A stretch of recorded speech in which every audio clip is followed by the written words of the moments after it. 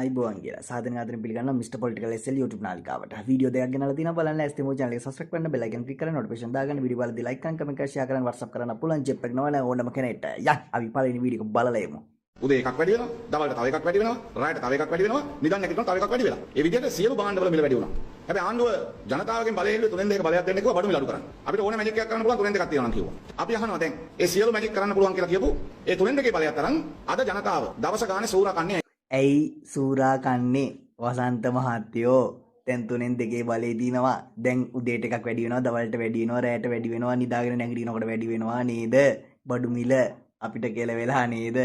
ඕගොල්ලෝ ඒ දවස්වල කිව්වේ ඒවා දැන් ඕගොල්ලෝ කරනවා නේද?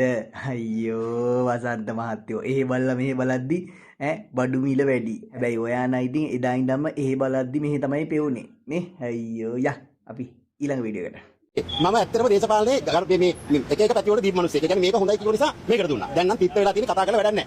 ආපෝ මිල උරහන්නේ නැහැ කියන්නේ. අයියේ. ඉතින් දැන් මේ කරන දේවල් වලින් පේනවනේ. බාල ගහලා අඟුරු කියනවා, අරවා කියනවා, අරයාගේ ගෙවල් ගැන කියනවා, වීට් වල යනවා. එහෙම නෙවෙයිනේ. ඒ මොනවා වුණත් කමන්නේ නැහැ. මම මේ වෙලාවේ මම ඉල්ලන එකම ඉල්ලීම මේ ගොවියා බේරලා දෙන්නකෝ. නැත්තම් ඔක්කොම ඉවරයි. මෙතන මෙහෙම එකක් තියෙනවා. අපි දැන් මේ රටේ හරිද ලොකු ව්‍යාපාරිකයෝ ඉන්නවා හාල් තොග කරන. හරිද? ඒගොල්ලෝ හෙලිකොප්ටර් ගේනවා, රෝල්ස් රොයිස් ගේනවා. ඒගොල්ලෝ කොහෙන්ද ආවේ? ගොවියාගේ සල්ලි වලින්. එයාලා ওই ගොඩ මහත්තයා පෙරදුණු වෙලාවේ එයාලා තිබ්බ මෙන්න සර් අපි සල්ලි දෙන්න පොර ගේන්න. දීලා ඒගොල්ලන්ට ඒකට වීට කියන්නේ අපි ගොවියෝ ටික ගත්තා. අපි ආර්ථික මධ්‍යස්ථානේ අපි ගොවියෝ ටික ගත්තා. මේ වෙලාවේ මම ජනාධිපතිතුමාගෙන් කරුණාවෙන් ඉල්ලනවා මේ ගොවියා නිසා ආපු කට්ටියනේ මේගොල්ලෝ. ඔබතුමාලා කරුණාවෙන් මේ ගැන හොයලා බලලා මේ ගොවියන්ට මේ ඇත්තටම මේ මිනිස්සුන්ට ආර්ථික මධ්‍යස්ථානට හරි කොහාට හරි එලොට ගෙනියන්නයි. එතකොට තියෙන තොග වෙලෙන්ද ඉන්නවනේ යාට ගාල්ල මාතර වෙලෙන්ද ඩීසල් නැතුව ප්‍රශ්න වල තියෙනවා. මේ අයට QR හරි මොනාර හරි කමන්නේ. මේකෙන් ඩීසල් තහනම් කරලා ලබා දීලා අපිට මොනව නැතුණක් කමන්නේ. මේ වෙලාවේ ගොවියා බේරලා දෙන්නකෝ. ඒ ටික කරන්න බෑ.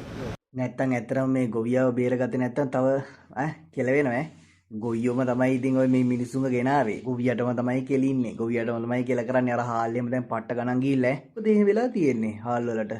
හරි අපි ඊළඟ දවසේ ආවෙමු. අයිබෝවන්.